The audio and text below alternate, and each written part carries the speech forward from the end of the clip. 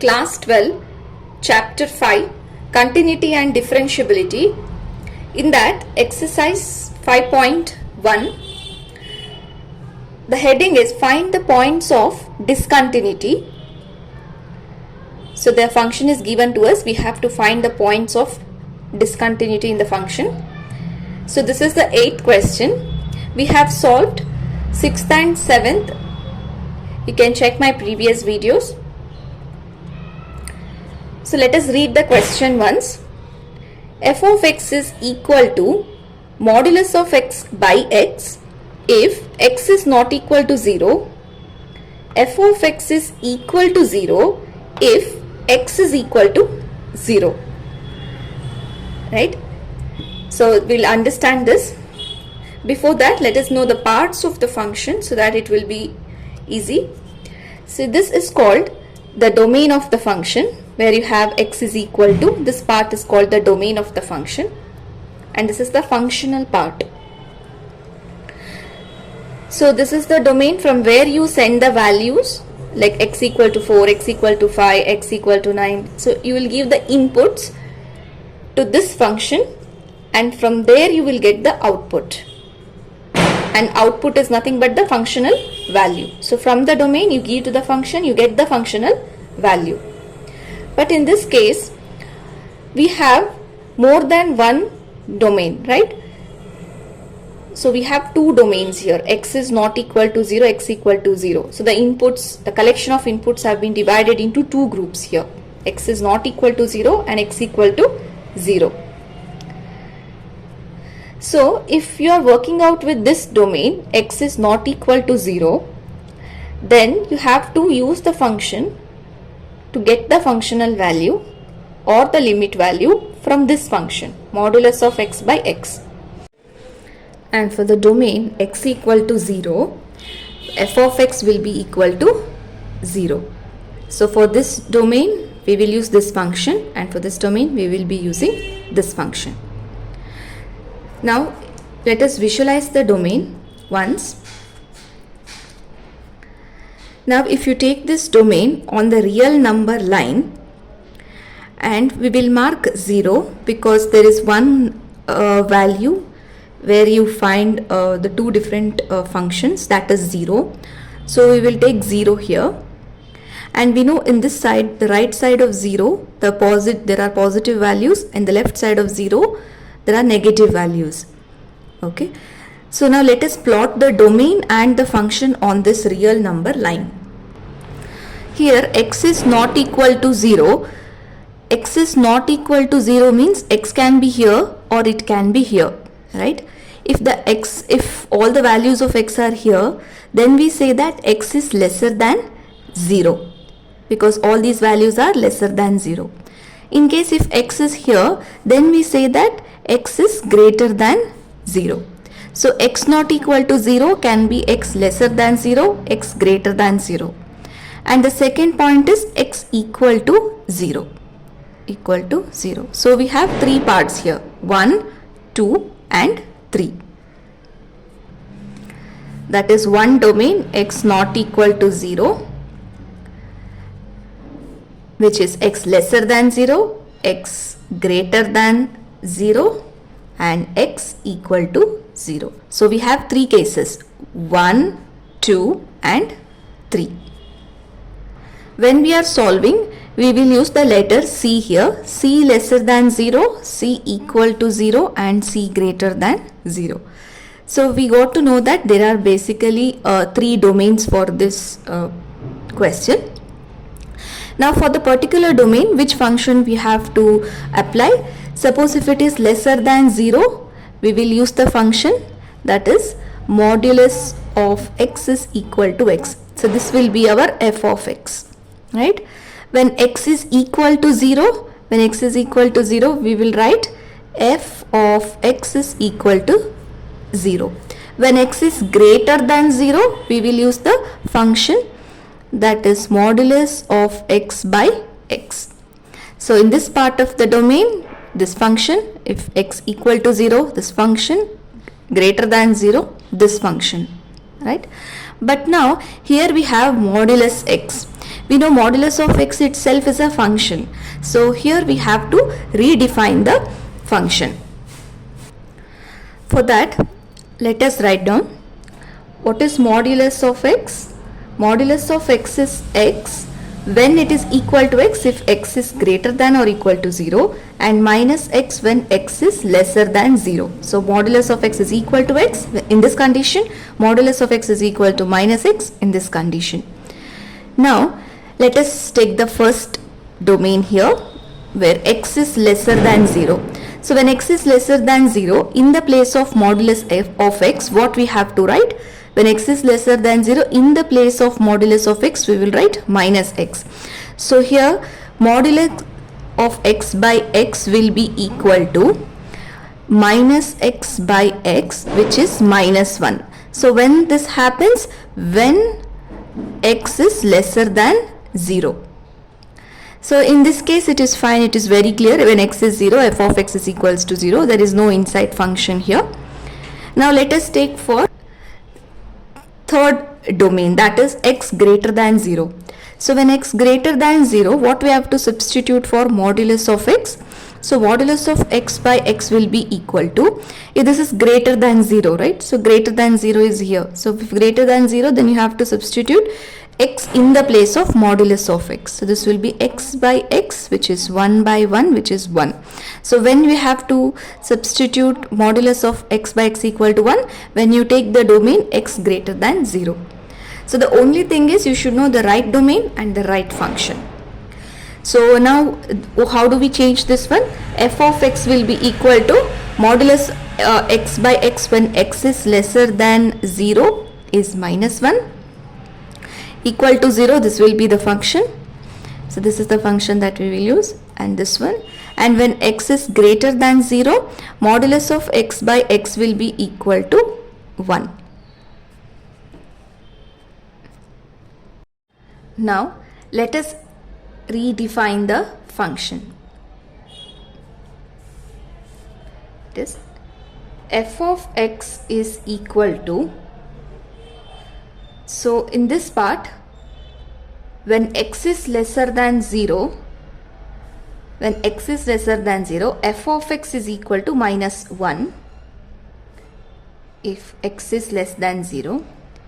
So when x is equal to 0 at this point, x equals to 0, f of x is equals to 0. Now in this domain, that is x greater than 0, in this domain f of x is equal to 1. So we have shifted from this function to this function.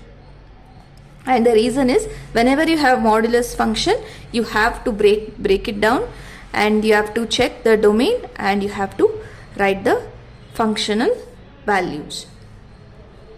So here I said we will take c instead of x, that you will understand later. So in this domain, let us take any number and we'll call that number as c. Let c be any arbitrary real number in the domain. So from the domain, let c be any arbitrary number. Then there are 3 cases. So the first case will be this one, c lesser than 0. Second case will be c equal to 0. And the third case will be c greater than 0. So these will be the 3 cases. Now to further check the continuity or the points of discontinuity, we should know one thing, that when you have inequality less than, greater than, the method of solving will be the same, and when it is equal, we have another method. So in every problem, when you have inequality, the method will be the same, and when you have equal, it has another method. So first let us know how you have to solve when there is inequality. So that inequality is nothing but domain when there are many numbers. So when there are many numbers, you have one method, and when it is equal to a point, there is one method. So f of x is continuous in the domain, that is in the domain limit x tends to c, f of x is equal to f of c. Okay, so this method will be used to check the continuity for the first and for the third case. And in any problem, this will be the method when you have greater than or lesser than. So let us check with the first case. Case 1, that is c lesser than 0. So when c is lesser than 0, we have to check whether the function is continuous here or not. Okay. So what is the condition to check? That limit x tends to c, f of x must be equal to f of c. So this is what we have to prove. So let us first check LHS, RHS, and then we'll see whether both of them are equal. So when limit x tends to c, f of x is equal to limit x tends to c, in the place of f of x we have to write, which value we have to write? When c is lesser than 0, we have to write f of x is equal to -1. So you can check from the question itself. So when it is lesser than 0, f of x will be equal to -1. Right? And this is a constant value, so you will get -1. Now let us check RHS. RHS, that is f of c. So how do you get f of c? You will get from f of x. So what is f of x when c is lesser than 0? It is -1. So f of c will also be equal to -1. So you take any number, the output will be -1. So here LHS is equal to RHS. Right? LHS is equal to RHS. So therefore we can conclude that limit x tends to c, f of x equal to -1, and this is equal to RHS f of c. So both of them share the same value, right? So therefore we can write f is continuous. F is continuous for all real numbers lesser than 0. Right? So the function is continuous here. We did not get any points of discontinuity in this domain. Now let us check the c greater than 0, and last we will solve the c equal to 0. So here I will write case 3, that is c greater than 0. So we have to prove the same thing. Limit x tends to c, f of x is equal to f of c.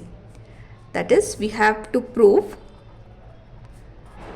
limit x tends to c, f of x is equal to f of c. So let us check LHS. Limit x tends to c, f of x is equal to limit x tends to c, in the place of f of x for c greater than 0, that is for x greater than 0, it will be 1. So it's a constant function, so limit of the constant function will be the value itself. Next, for the RHS, f of x is equal to, so the functional value when c greater than 0 is 1. So that means if you give any arbitrary number, real number, the value will be 1. So here also LHS is equal to RHS. Right? So therefore, what we will write? Limit x tends to c, f of x is equal to 1. This is equal to f of c. So we can conclude that f is continuous for all real numbers greater than 0. So for all the numbers greater than 0. So the function is continuous here and here. There are no points of discontinuity. Now we will check for case 2, which is c equal to 0.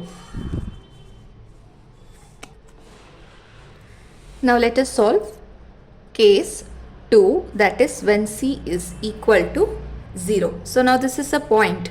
Now we don't have less than, greater than. It is equal to 0. The value of c is very sure that the value of c is equal to 0. So now how to prove that, how to check whether this at this point the function is continuous or not? For that, the method is f of x is continuous at a point a. It could be any point. For us, the point in this question is 0. So limit x tends to a, f of x must be equal to f of a. That is, to check the limit whether it exists or not, we have to check left hand limit and right hand limit. So if left hand limit, right hand limit are equal, then limit exists. Then you check the function value. If they both are same, then we say that yes, the function is continuous. So even if one condition fails, then we say that the point of discontinuity will be the given one, that is whether c equals to 0. So we'll check left hand limit, right hand limit, and then we will check the functional value. If all of them are same, then we say that the function is continuous at a point. Now we will solve the left hand limit.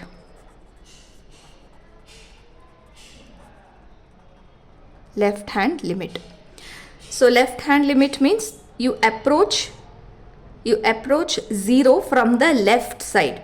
Okay. So when you approach 0 from the left side, we have to check what is the functional value. That is, limit x tends to 0 minus, you approach from the left side. That is why it is minus sign.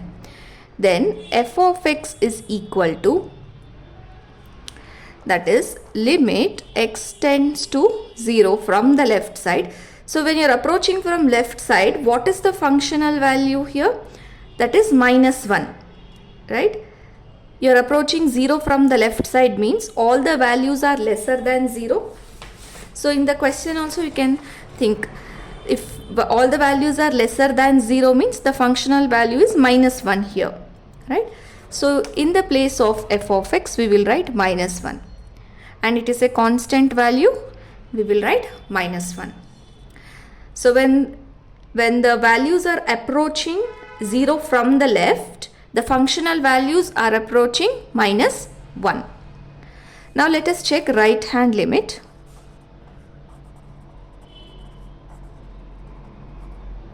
So right hand limit means you approach 0 from the right side. So if you are approaching 0 from the right side, how do you represent it? Limit x tends to 0 plus f of x is equal to limit x tends to 0 plus. So in the place of f of x, what we have to write? So when you are approaching from right side, the functional value will be 1. So even from the question, if it is approaching from the right, the values will be greater than 0. So greater than 0 means it is here. So f of x will be equal to 1. So here we will write 1. And limit of the constant value will be 1. Right? See here, left hand limit is not equal to, we wanted left hand limit and right hand limit to be equal so that the function will be continuous at a point. But here left hand limit is not equal to right hand limit. Here it is minus 1 and 1. So what do we say? Limit x tends to 0 minus f of x is not equal to limit x tends to 0 plus f of x. This value is minus 1 and this is 1. So limit value does not exist. So what do we write here? Limit x tends to 0. Now it is considered, we'll consider both minus and plus. So we'll not write anything here. F of x does not exist, right? So we got to know that limit does not exist.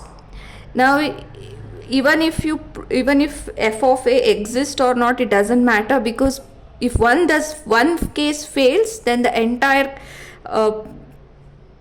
function being continuous at a point will also fail. But still we will work out this functional value. So f of x at c is equals to 0. So when c is equals to 0, so what is the value of f of x is 0. So we will write f of c is equals to 0. or we can also write f of 0 because c is equals to 0. So in the place of c we will write 0. So at case c is equal to 0, we got to know that left hand limit is not equal to right hand limit. Functional value exists, but what is the final condition? Limit x tends to 0, f of x is not equal to, we'll write does not exist. Limit does not exist. Therefore, we got the point of discontinuity. The point of discontinuity of the given function is c is equals to 0. So this is the point where there is discontinuity. You have studied in class 11 this function. If you remember, it is called signum function, right? You have studied this function, right, in second chapter in the class 11.